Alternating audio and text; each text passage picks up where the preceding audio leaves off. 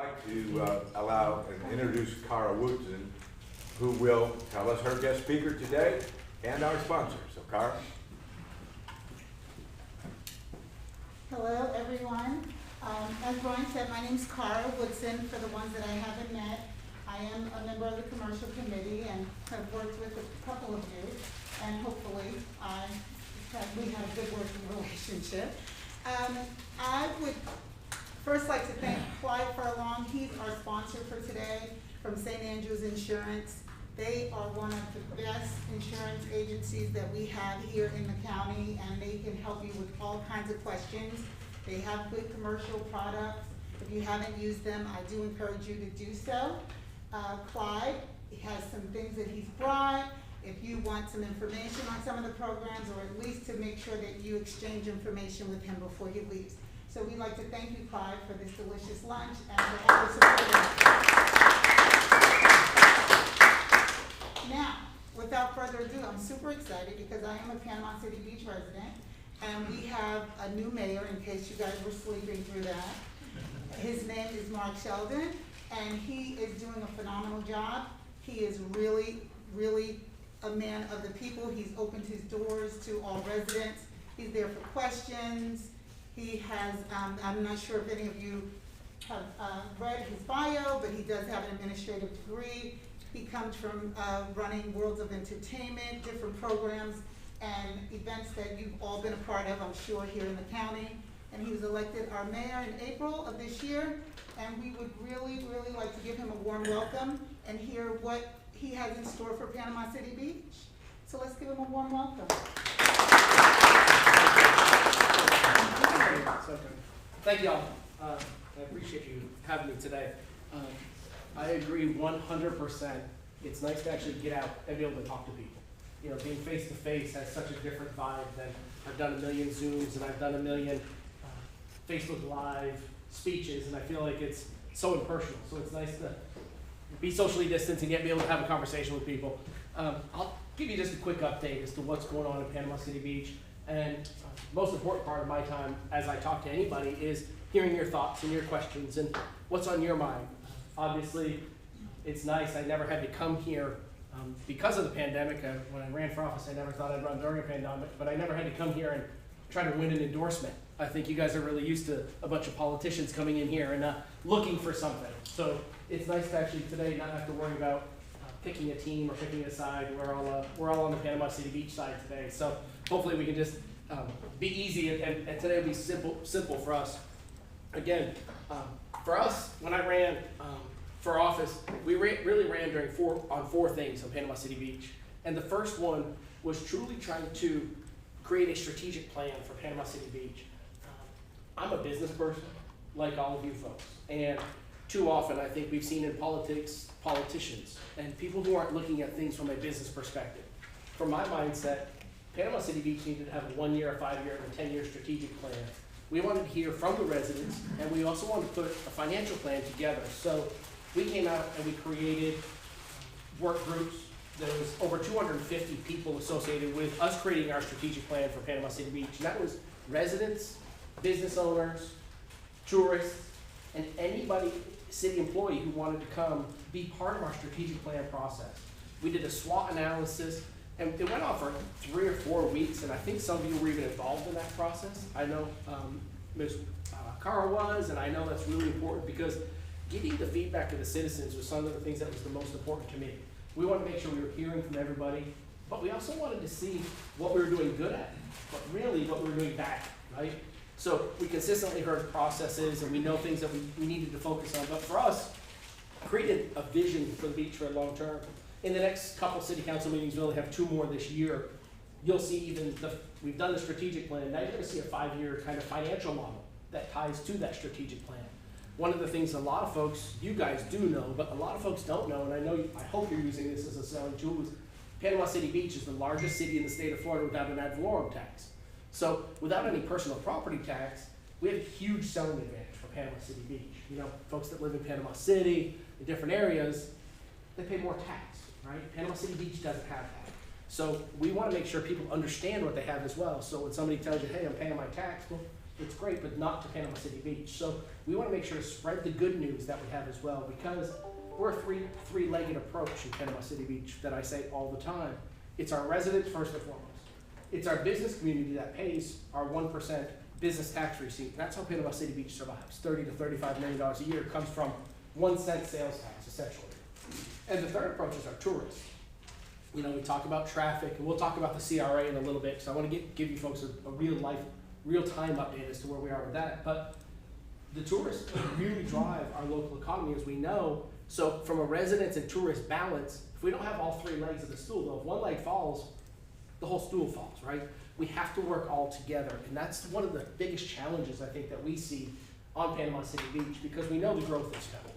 We know that. We know people are coming to Panama City Beach. I think you guys see that. I mean, things don't stay on the market a long time in Panama City Beach, right? If it's a good property, it moves quickly. I live in Colony Club on the beach, and I swear every time I see a for sale sign go up, I see a sold sign. It's quickly, you know, turnover happens really rapidly in our community. We see that. Things that we're really looking at is economic development for Panama City Beach. And we know the 3 things that we're asked consistently are, do you have a hospital? Which we don't on Panama City Beach yet, is what I will say. It's one of the things that was really important to me during my campaign, and it's important to our residents, and we saw that in this community survey that we've done. We want to make sure that we have a hospital coming to Panama City Beach. We're working very diligently to do that. The next thing is they want to know from economic development, is your community safe? I'm happy to report that crime is down over 25% year over year on Panama City Beach. That's an astonishing number, because the traffic didn't slow down. I think you all saw that this summer. If you came to the beach at all, it was a record summer in Panama City Beach in a lot of ways. The beach was busy. August and September were some of the busiest August and Septembers that Panama City Beach has ever had. As a whole, financially, we were down less than 8% for the entire year.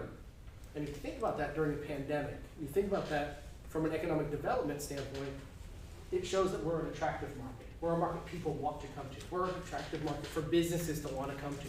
Those are the things that are really vital to us, to make sure we're getting out there and we're showing people the product that we have. You know, in order to do that, though, we need to make sure that we're fulfilling the needs for the future business community, which is important to you folks. Obviously, business comes in, residents comes in. We know that. We need to drive more business to drive residents in a positive way. The one challenge for a community, people don't really always look at the whole side of it for us, is if we bring in just residents, we're doing a disservice to our community. Because we don't have ad valorem tax, there's just a hard expense to that. People ask us all the time, why isn't Panama City Beach bridge to bridge to bridge? Right? We all know the boundary lines are squirrely in Panama City Beach. The peninsula is not made up in a clear, there's not a clear line. You know, you look at places that are directly inside Panama City Beach that are actually Bay County. They aren't Panama City Beach. The new senior living facility on Back Beach Road at Lindell is in the county. That's not in the beach city limits. The Lindell Plaza is in the county. It's not beach city limits. There's a bunch of these pockets, Palm Cove, that are enclaves that are inside the city limits that are completely surrounded by Panama City Beach. They just aren't there yet. We need to make sure that we're bringing in good products inside the business community so we can drive more of that 1% sales tax, so we can continue to fund streets and utilities and things to that nature that we know we need.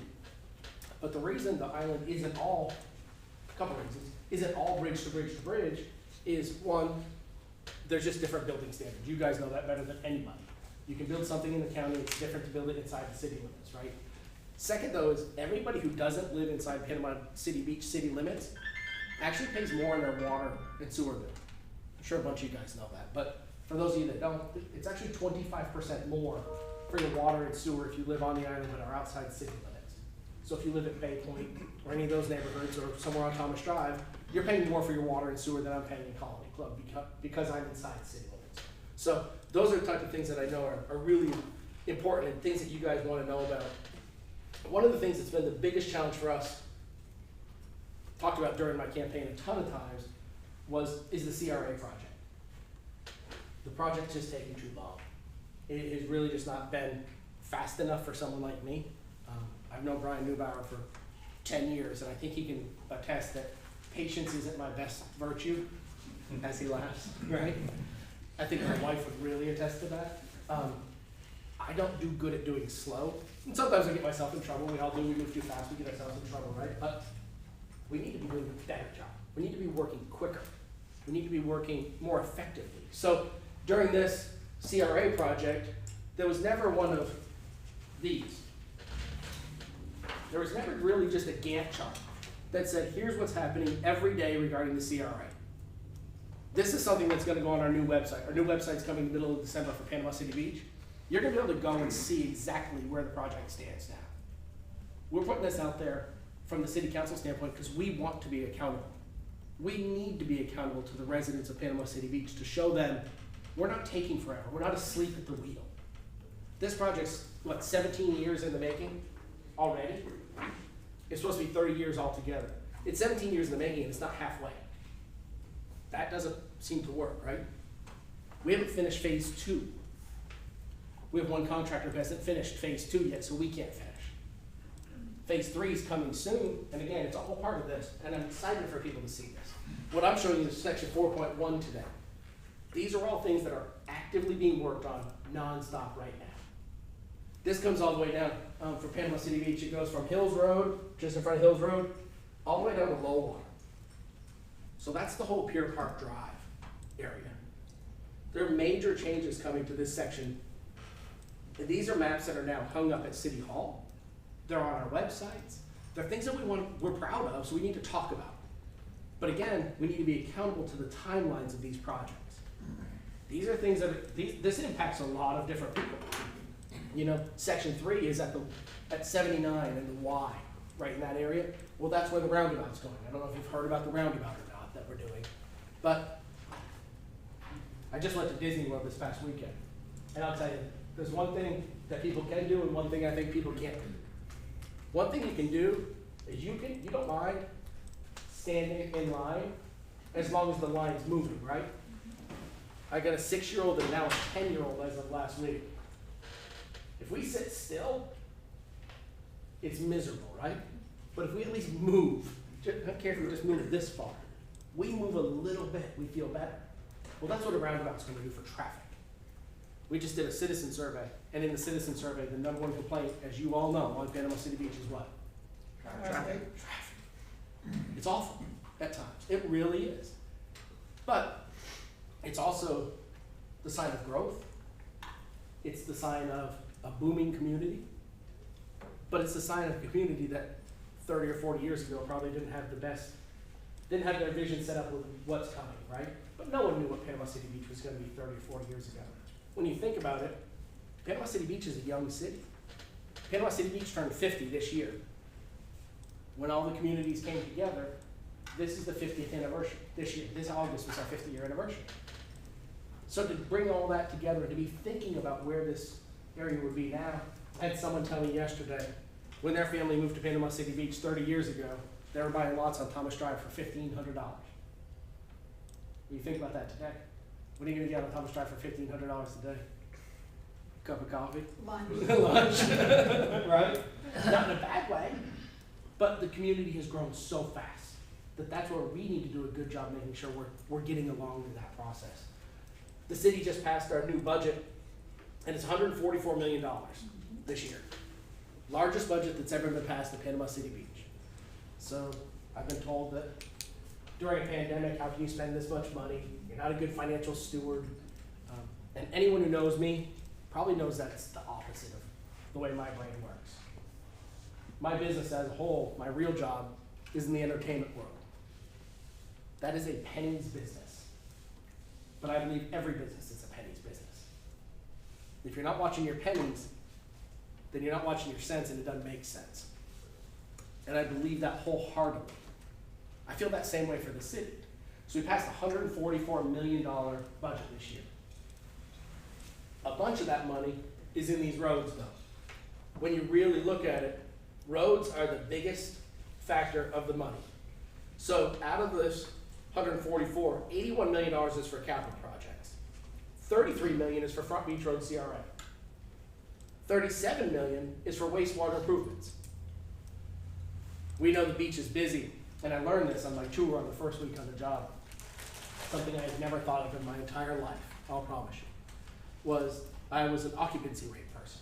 How many heads are in the beds? How many people are at the beach, right? There's a better way to tell how many people are at Panama City Beach. That's how many gallons go through the wastewater treatment facility in a weekend or in a day. Has a 10 million gallon capacity per day. If you're at 8 million gallons, you have to, federally, you have to be planning for your next facility. Well, we're there on weekends. You see the red lights going off if you go down Gulf Boulevard, the wastewater treatment facility. That tells you how many showers there was, how many times the toilet flushed. All of that matters. That's how you can tell how many people are really at Panama City Beach. Traffic tells you one thing, wastewater treatment facility don't lie. Somebody may not want to tell you their real business tax receipts, and they may not want to tell you their real occupancy. I just go to the wastewater treatment facility and I can tell you how many people are in the beach. And it has been massive all summer long. So out of that $31 million, we're future planning the next wastewater treatment facility. You know, that's a $50 or $60 million project for the next wastewater treatment facility. But the future thinking of that is we know it's coming. We all know that the activity is coming. You look at what St. Joe's building just across the bridge. You all know that project very well, I'm sure. 3,500 homes is a massive influx of people in our community. Well, we know they're going to come to the beach to enjoy the world's most beautiful beaches. We know they're going to come to the restaurants. That means they're going to use the facilities, right? We need more wastewater treatment facilities. So $31 million helps a lot of those projects. 37 million. And 9 million was for some general fund projects. And the general fund projects for us, which are really exciting, are expansion of Gales Trails. You all said traffic at the same time when I asked earlier. Well, phase 2 of Bay Parkway ties into that. So phase 2 of Bay Parkway is from the north of Pier Park Drive, where we are now, past Palmetto Trace, around the back of Palmetto Trace to Nautilus, essentially, right? I drove that project last week with one of the site foremen, amazing. With the amount of rain we've had, with the amount of true trouble they've had trying to get through the weather, they've only lost 11 days of work. The contractor's done a phenomenal job. That project's on time, and it's ahead of schedule, and it's actually on budget completely, which is phenomenal. The city did a really good job when they did that contract because they put, you know, if you finish early, there's escalators. Instead of it taking this long, we had the opportunity to speed up the project, and they've done that well. So that project will open the beginning of the year, next year. You'll be able to go straight on Nautilus and you'll be able to go all the way to 79. That'll be a great time. You know, the future projects keep coming. I talked to FDOT last week, and one of the things that was really important to them is they know 6 Landing Back Beach Road is something that's gonna have to happen. We all know that, right? We have to be able to move more cars. Phase 2 of Bay Parkway anticipates the day it opens that 25,000 cars per day on that road. That's an amazing number, really, when you look at how many cars there is every day on a brand new road. But that just shows you the need. We all know that need is there. So trust me, we're looking at that need every day. We're talking about it every day, and we're trying to get these projects done faster every day. Next thing we talked about during the campaign, the third point was transparency. Talked about it earlier today. Open communication is very important to me. I get told frequently I'm doing a bad job, and that's fine. Tell me why, and we'll figure it out. But being able to either talk in a public meeting or have open dialogue to me is the best news. You know, we talked earlier today. Sometimes I'm in good graces, sometimes I'm in bad graces, right? But that's okay. And I use the same analogy I said earlier to you is my wife is my best friend. I love her more than anything in this world. She is a blessing to me every day. We don't agree every day. And y'all feel the exact same way. But guess what? That doesn't mean at the end of the day, we're not better together. I feel that way about the community. We're not gonna agree every day. We all have very different ideas on different things. That's okay if we're doing it together. At the end of the day, we say, okay, we came to the best solution. You know, we don't always agree, but we compromise. And we work together. I said that so many times during the campaign that let's plan better together isn't just something I say, it's something I believe in. I do that at home. I coach my daughter's softball team, I coach my son's baseball team. Those aren't individual sports. It's a team. I'm that kind of mind, I have that same mindset for the city. There's 5 of us that sit in city council. We're obviously a city manager run government, but there's 5 of us that sit up there. We don't always agree. We have very different thoughts on things. But at the end of the day, we do what we all feel is best for the beach as a whole. We put our heads on our pillows knowing, hey, I did the best thing I could do for Panama City Beach today. And I may be the one outstanding vote on one item, but that's okay. Because that's what I believe in. And it's the same way. That's why we want to hear from more folks. Part of our citizen survey that we just did talks about the fact Panama City Beach has a very high population of people who do correspond with city government. Nationally, that's less than 10 or 15%. On Panama City Beach, it's over 30%. But I wish that was 70% or 80% or 100%. I get emails all day long. I get phone calls all day long from people asking questions. That's what I want people to do. That's the only way to hold government accountable. If I've learned anything in this, the only way to hold government accountable is asking a question. Because there's things politicians hate. Answering questions. They really don't like it at all. I'm being honest with you. They despise it. Because now it's on Facebook Live. There's a record of it. You've said it. What are you going to do? How are you going to hold to that? That's why you've seen during this presidential cycle that we won't talk about politics. There's people who do not like answering questions. You can ask some people any question you want. I'm going to say, Brian's shirt's blue. I don't care what question it is. Brian's shirt's still blue. Right? How many times have we seen that during this cycle? You can ask any question you want. They're not going to answer it. I believe that's our job, to be accountable to people, to answer a question. I love the emails. Every time someone sends me an email, I send the same thing. Thank you for sending your email. Again, I may not agree with you. You're not going to like what I say. I'm blunt to a fault. Another thing my wife will tell you, I'm a little too quick to speak sometimes. I'm not slow enough in the mindset of, this is how I feel. But it's just honesty. Same thing you guys do when you're making a sale. You can tell your client anything you want, but you know, in the long run, that's going to hurt you. If you don't tell them the truth, it will come back. It may not be that customer, but it may be the 3 customers that they didn't refer to you because you told them a lie. In their eyes. Because perception's reality. Government officials feel that same way. I do. You know, whether it's this FBI subpoena that's out there. Here's everything. I can't wait to get that turned over. I'm like, every day I ask, turn that stuff over. If somebody's done something wrong, hold them accountable. That's the way it's supposed to be. If we don't have trust, then we have nothing. Then it's just somebody up there, just a talking head. That's the last thing anybody wants to hear is another politician talk. Be honest. It's the same way you folks deal with your business every day. So we've done that at City Hall. We've changed the transparency mindset. Everything's an open door, and it's open communication. People can talk during the whole meeting. But again, they're business meetings. A city council meeting is truly just a business meeting. You know, you have an agenda of things you want to talk about after I leave today. Probably about me. That's okay. Just want to write that down. I'll still be watching, see? But that's okay. It should be a business meeting.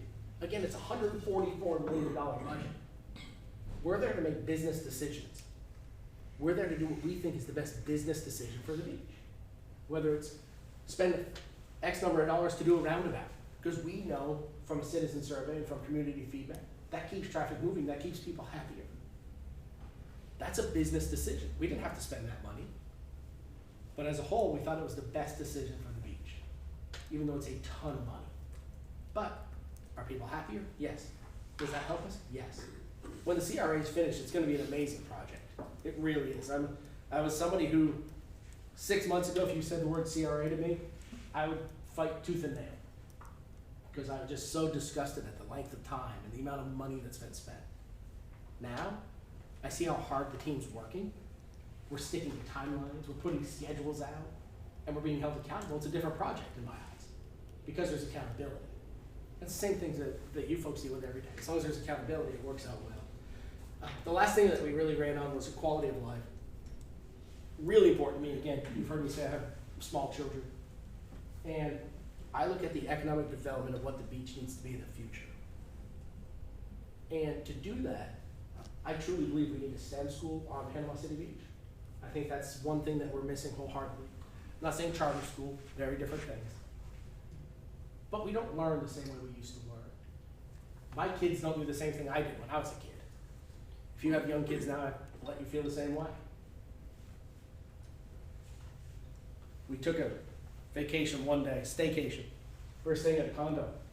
A couple years ago, my daughter looked at us. She was sitting at the breakfast bar in the morning, and she said, "What's that thing?" She pointed. It was a telephone.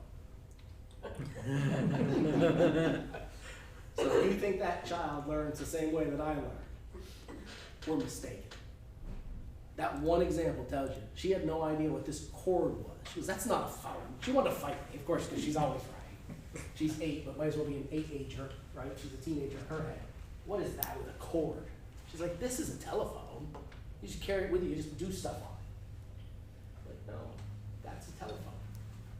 It's connected. When I was a kid, you had to stay within 6 feet. So as far as you could, then they made the longer cord. You remember that thing came out? Oh man, the freedom we had, right? With the long cord. But that's the way kids think now. So if we think we can teach that same kid the way we got taught, it doesn't make sense. Times have evolved, days have evolved. If anything we've learned from this pandemic, we can work in a lot of different places now.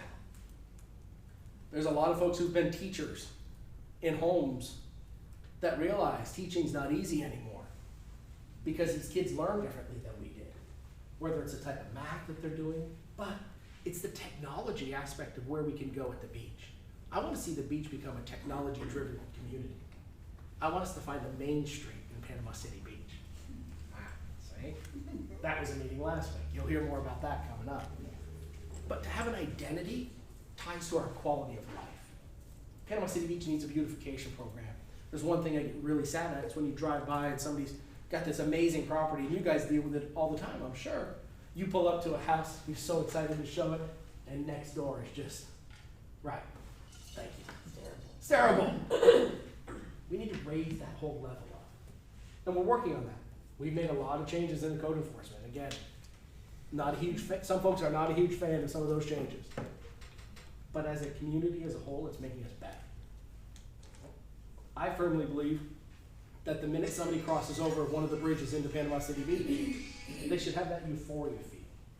Again, we went to Disney this weekend, and I don't care. Every time we go, bless my wife's heart, she's gonna break her neck as I'm driving to get that picture, right? She wants to take that picture of that Disney sign. Everyone does it. I want that same thing for Panama City Beach because it's a different feeling, right? You cross under that archway and you feel different. You're at Mickey's house now. Everything's okay, right? Doesn't matter. You're not at home. You don't have all your home problems. It should feel that way when you cross over the beach. We live in paradise and truly is the world's most beautiful beaches. Nobody can deny us that. Whether it's the renourishment projects that we're working on right now. Obviously, we've had some storms that have washed away some beach. There's been some erosion. There's 100% core funded projects coming right now to renourish the whole beach, almost. Most of it. That's really important because selling that sand is who we are. There's no better asset that we have on Panama City Beach other than our people and our sand. So we want to make sure that always looks the best it can. So quality of life standpoints really matter to us. We really want to get those things out there. We've been doing all those things, and we're truly sticking to the things that we really talked about because it's really important to us. We found out last week, our city manager likes to joke about it, that on average during a city council meeting, it gets about 65 or 70,000 views on the Facebook. And that blows our minds, but that's an amazing communication tool for us. So when you asked earlier, can we use this on Facebook Live? Absolutely, because we want to tell the story of Panama City Beach. I ask all of you to click like on our Facebook page or any of our social media pages because the communication that's out there now is phenomenal. We want to make sure we're telling you, but we also receive that feedback. People that write to us, we read it, we care, it matters to us. So please reach out, look at any of that, and tell us what's on your minds. And with that, I'll take any questions or comments that you have for me. If there's none, I get to leave, so that's fine too. You were just talking about code enforcement, so how does that go hand in hand with those properties that are not in the city limits? What is the county doing as far as code enforcement? Because you've got City of Panama City Beach, and right next to it is Laguna Beach, which is the county, and Laguna Beach is great, but it's very eclectic, and you've got lots of wonky streets where you've got crazy you know, houses and mobile homes that, I know you've got McMansions. I wish I could say more.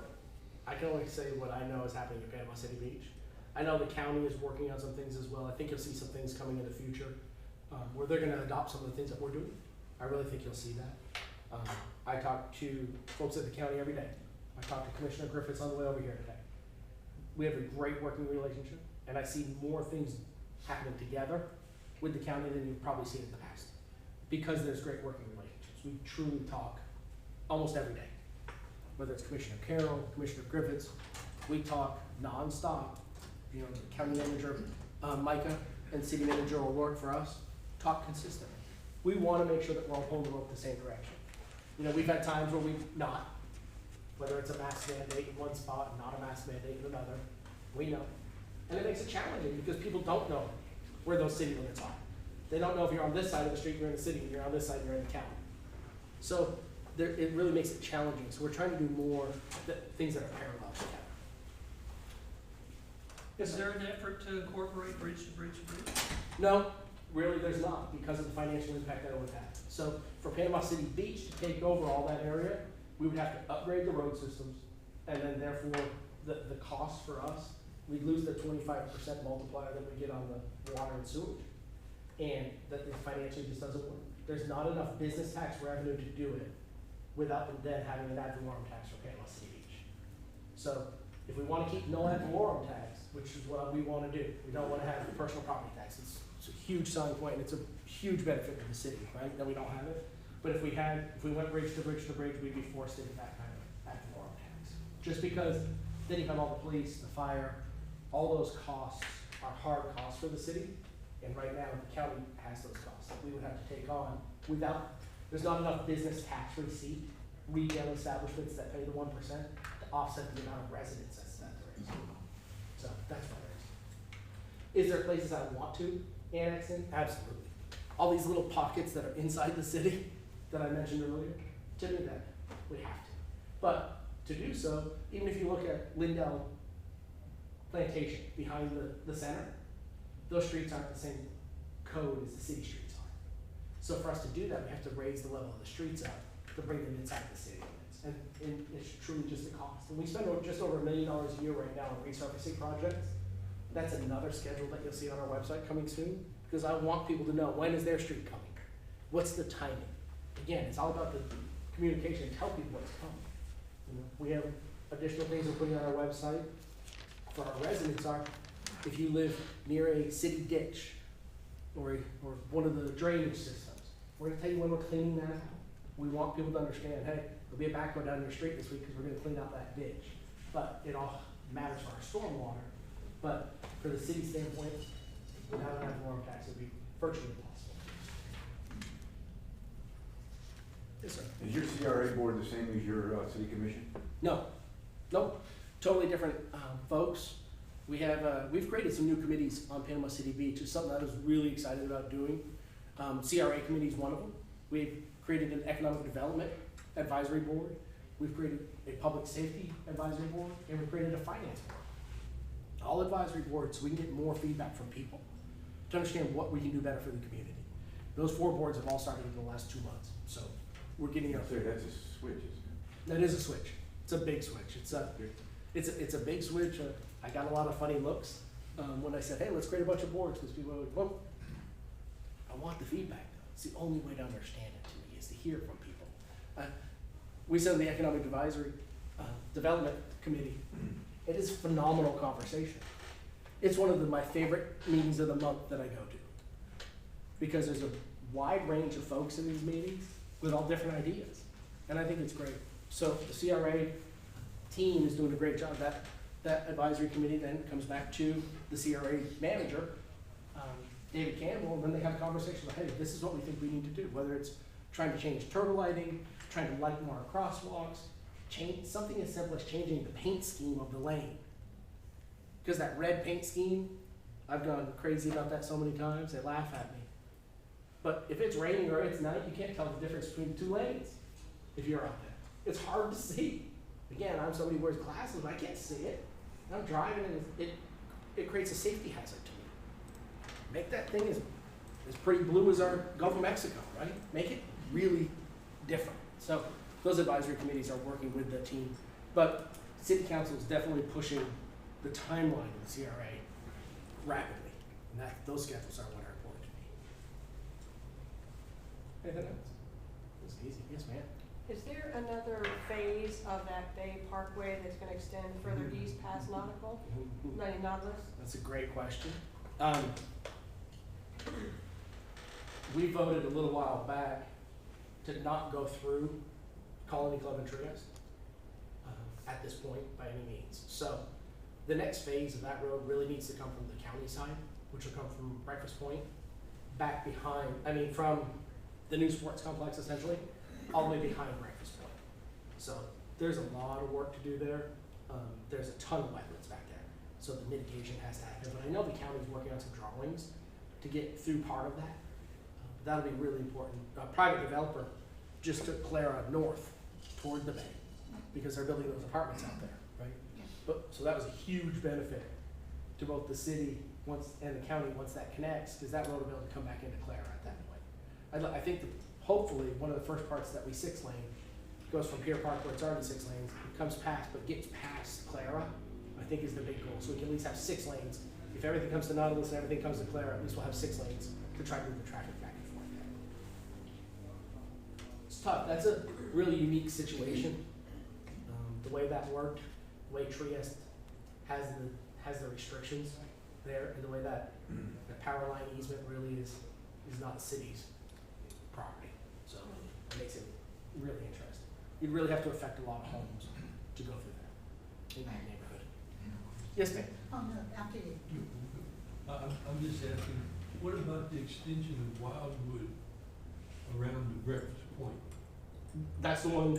Yeah, I think you'll see that one coming sooner than later. That's the one the county's working on. Good. I see that happening. And now hopefully then come out of Clara. That's the goal. Getting behind Breakfast Point is a lot of work too. There's a lot of wetlands. I don't know if y'all have been back there. There's a lot of wetlands back in there. It's just gonna be a long core project. And one thing I've learned about government, it works at its own pace. As quick as we want to move it, Lord, y'all. I didn't realize that. Nobody told me that. St. Joe's in total favor of that. Yes, sir. Yeah. Yeah. I'm thankful for St. Joe. They've been a great business partner to Panama City Beach. We wouldn't have the phase 2 of Bay Parkway now if it wasn't for St. Joe. We wouldn't have the loop road if it wasn't. So I know they're building a lot of property, but without what they've done, we wouldn't have some of the new roads that we have. My question was about the beach remerging. Yes. So when can we expect that to happen? That's a TDC project. So I know Dan Rowe and his team are working on it. They do have the funding allocated for it. That came through the Corps of Engineers. It's a 100% FEMA project. So hopefully that goes out to bid here in the 4th quarter. And once that goes out to bid, then we go. There's only 3 or 4 companies, I think, truly that do it. But what they want to do is once they start, just let them keep going, because they're already mobilized, they're already here. That way they can just start and go. It's really important, obviously, though. You've seen, if you've been on the beach lately, you've seen it has shrunk. The last rainstorm, the last storm that came through was, from the beach standpoint, worse than Hurricane Michael was.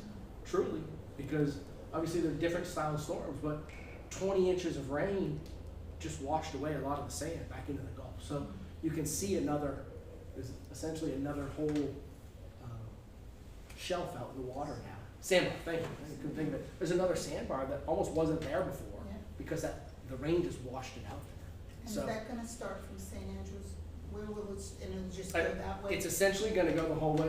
There's about a 2-mile stretch there that's not being done, but there's through the Bidwee section, it isn't as damaged as other sections, but there's other areas that we really need to get it done. So I know trust me, it's a top priority, because the TDC, just like the rest of us, we all know that sand is our livelihood. Right? We got to make sure we have that there. You're not the world's most beautiful beaches if you don't have a beach. Right. So we got to make sure we get the beach back out as quick as we possibly can. Thank you. Yes, ma'am. Yes, sir.